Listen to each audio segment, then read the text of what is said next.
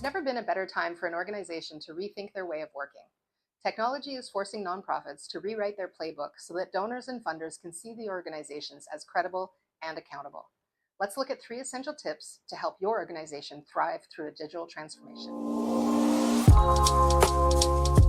If your organization is still juggling sets of Excel sheets to organize your list of donors, or you've got a donor management software but barely are using it properly, you must take the time to improve your work tools. Better tools and better use of those tools will lead to better results. Those who don't will fall behind. Because we now live in an on-demand world where people choose with a simple scroll and click. This immediacy to how people operate in society today is something that the not-for-profit sector needs to adapt to. Making sure your organization has a seamless, user-friendly donation platform is an investment you can't afford not to make. It's an investment that not only makes it easier for people to give, but also allows you to reach a much larger audience. Smaller charities now have access to tools and just as much audience reach as larger organizations, thanks to digital tools. It really has leveled the playing field. So you always have to work with what you've got. If you can't afford professional consultants to help, then ask someone from another organization how they went through their digital transformation. Find the help where you can get it. Reaching out to people only when you want to ask for money is not best practice. Nonprofits need to create informational content that is not ask-driven, but there to inform and communicate impact. Today's donors want to know exactly where their money is going and what difference it's making. Use technology to track and measure your outcomes. By providing clear evidence of your impact, you'll build stronger, more trusting relationships with your supporters. But don't just talk about the numbers of people served, talk about their lives and how they were improved, and tell specific stories. People remember stories far more than numbers.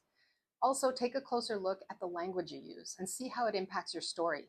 What are your donors' impressions on how their money is being invested? Can you move donors from the sense of obligation or religious duty or tradition to the idea of being a partner who is consulted as you work together towards a common goal? Shifting from the traditional one-to-one fundraising to a one-to-many approach requires a totally different strategy. You have to adapt your messaging to the lingo used online, the shorter attention spans, the other messages competing for attention. There's a lot going on, but if you have a solid plan for your online presence, you'll see the results. We don't really refer to ROI when it comes to social media. We refer to ROE, which is return on effort more than on investment. So make your time worthwhile by choosing fewer channels and doing less with more intentionality. So let's take a second to look at how different it is when we involve social media in online giving. When someone makes a donation through Facebook, the first thing the platform offers is to tell all their friends that they just gave to that fundraising activity. The donor goes from being a simple donor to a key player in your communication strategy, which also brings satisfaction to the donor because they now see themselves as an ambassador.